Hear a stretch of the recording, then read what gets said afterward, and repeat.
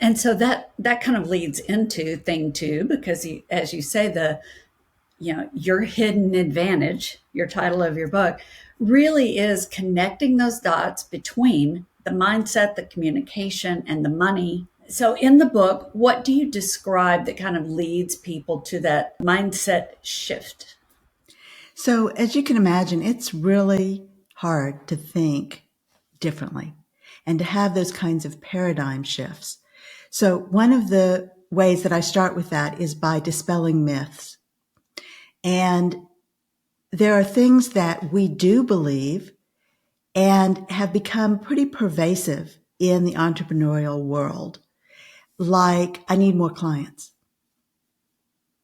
If I just get more clients, that'll solve the problem because then I'll have more revenue. And then I don't have to rely on a few clients. I'll have more clients. So more is better. And I'm in Texas and bigger is better, right? So because of that, we fall into these traps of thinking we need more and more clients. And actually that can cause more complex problems because you as the business owner are limited in terms of your time and energy, which means then you need other people to help you with the service delivery, which is perfectly fine. And you can build your team. That is an asset in your business, building your team. But you still have complications, and it does not mean that you're going to be more profitable if you have more clients. You might have more revenue, but there's a difference between bringing in more revenue and really being profitable. And profitable comes back to what is the money coming in? What is the money going out? So now if you're paying your team, you're paying vendors, you're buying technology, you're spending more because you need more resources to take care of more clients. So again, it's a little bit of a catch-22 in terms of what we believe and how we make decisions based on that.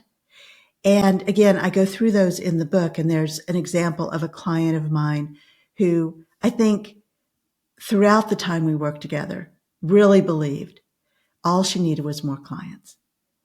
And we changed her pricing. We restructured so that it was more standardized. You know, the best thing about a pricing model in particular, but anytime you standardize in your company, is that it takes away that feeling of it's personal. So if you're, quote, selling your services and someone pushes back on pricing, we tend to take that personally. We tend to feel like, I made a terrible mistake.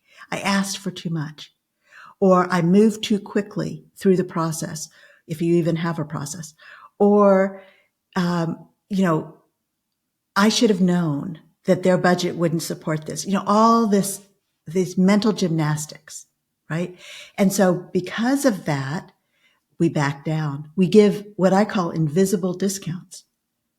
Oh, no. You know, because of this situation, whatever it is, because of this, I'm going to offer you a 10% discount or a 20% discount or a 30% discount. And you start offering discounts nobody asked for because you feel guilty and you take it personally. But when you have a structure, like a pricing model, then it's structural, not personal.